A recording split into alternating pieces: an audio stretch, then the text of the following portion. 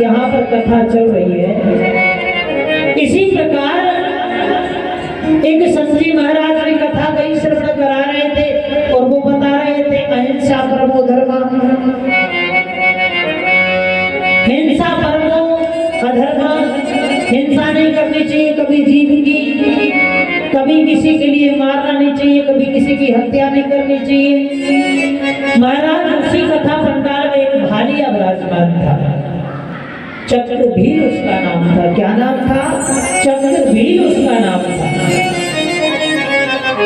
वो कथा श्रवण कर रहा था, उसने मन में सोचा मैंने तो हजारों पाप किए हैं और इन पापों का पश्चाताप कैसे होगा। महाराज के चरणों में पहुंचा, महाराज को प्रणाम किया और महाराज से कहने लगा, हे प्रभु, मैंने तो जीवन में ना जाने कितने जीवात्माओं के लिए मार दिया, अब इन पापों का पश्चाताप कैसे हो। तो उन्होंने एक सुंदर मूर्ति दे दी और कहा कि आप उनका पूजन करना। और कैसे पूजन करें महाराज, इनका पूजन करें तो कैसे पूजन करें? तो कहा पूजन कोई विशेष नहीं करना, जिस प्रकार आप देखिए चक्रभील जंगल में रहते, उनके लिए कभी ये तो पता नहीं कैसे भगवान का पूजन किया जाता है, कैसे भगवान के लिए भोग अर्पण किया जाता है। संत जी महाराज ने कह दिया जिस प्रकार आप स्नान करते हैं वैसे भगवान को स्नान करा दिया करो, और जैसे तुम भोजन करते हो वैसे भगवान को भोजन करा दिया करो। कहा ठीक है महाराज। अब जंगल में रहता था भी, 3-3 दिन तक वो उधर स्नान ही ना करे तो भगवान के 3-3 दिन स्नान ना करा। एक बार क्या हुआ, 3 दिन तक उसके लिए कुछ भोजन नहीं मिला तो भगवान के लिए भी कुछ भोजन नहीं मिला। तीसरे दिन वो सोचने लगा, महाराज क्या सोचने लगा कि 3 दिवस पूर्ण हो गए, अभी तक मैंने भगवान के लिए भोग अर्पण नहीं किया, भगवान के लिए कुछ खिलाया नहीं है, कुछ भगवान के लिए देखकर लाते हैं ऋतु फल वगैरह भगवान के लिए भोग लगाते हैं। बड़े गहराई से सुनना। उसने मन में सोचा कि भगवान के लिए भोजन कराते हैं, कुछ लेकर आते हैं। गया जंगल में, उसके लिए एक जामुन प्राप्त हुई। क्या प्राप्त हुई महाराज? एक जामुन प्राप्त हुई उसके लिए। अब जामुन लेकर आया, भगवान का स्नान कराया। स्नान कराने के बाद सोचने लगा भगवान के लिए भोग अर्पण करना है। तो मन में सोच रहा है कि कहीं ऐसा ना हो ये खट्टी हो जामुन, तो पहले इसका स्वाद चख लें कैसी है, उसके पश्चात भगवान को भोग अर्पण करेंगे। तो महाराज जैसे डंठल तोड़ते हैं ना जामुन का, तो उसने डंठल की तरफ से अपने मुंह में जिह्वा में स्पर्श किया, स्पर्श करके उसका स्वाद ले रहा था। और वो जो जामुन थी, एक ही जामुन मिली थी और वो गले में अटक गई, गले तक पहुंच गई वो जामुन। अब महाराज ना तो वो गले के नीचे जाए ना गले के बाहर आए, भगवान को भोग लगाना है। सोचने लगा, बहुत प्रयास किया बाहर निकालने का, परंतु वो बाहर नहीं निकली।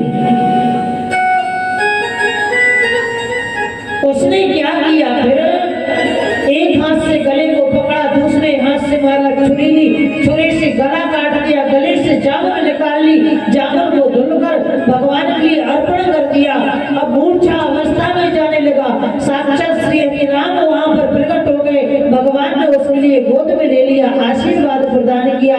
वो साक्षात रूप में आ गया और स्वतः जिस प्रकार उसका शरीर पहले जैसा था वैसे गोविंद की कृपा हो गई महाराज।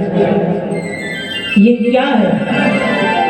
निष्कामी भाव से भगवान को भजना है, ये निष्कामी भाव से भगवान को भोग लगाना है। ये भगवान झूठा नहीं समझते। कृष्ण के साथ से भगवान, कृष्ण भगवान ही तो है, साक्षात नारायण है, द्वारकाधीश है साक्षात।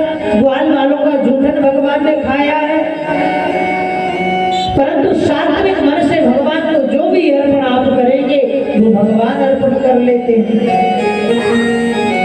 दूसरी बात, श्लोक में कहा गया था भगवान भोजन करते हैं नेत्रों से।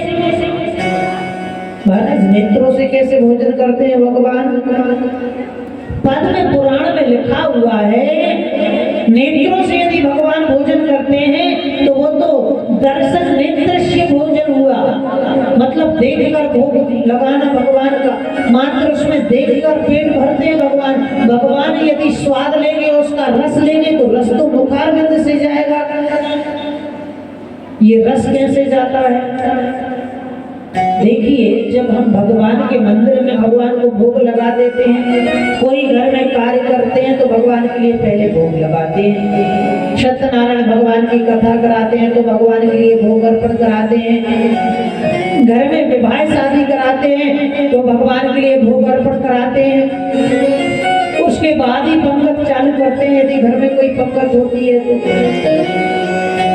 भगवान कहते हैं वैष्णवस्या करोतुष्यं भोजनं वे प्रगृहात्मं गृहादेवस्य वाकाया गृहीतं प्रतिभोजनम्। महाराज, जब संत महात्मा ब्राह्मण उस पंगत में बैठकर भोजन ग्रहण करते हैं तो भगवान कहते हैं ब्राह्मण के मुख से हम उस रस का पान कर लेते हैं। इसीलिए अपने सनातन में पहले ब्राह्मण देवता के लिए भोजन कराया जाता है। कोई भी कार्य होता है सर्वप्रथम मंदिर में भोग लगता है। मंदिर में भोग लगने के बाद ब्राह्मण वैष्णव के लिए हम संत महात्मा के लिए भोज कराते हैं। वो भोज साक्षात परमात्मा ग्रहण करते हैं। इस प्रकार भगवान नैवेद्य अर्पण करते हैं, इस प्रकार भगवान भोग अर्पण करते हैं।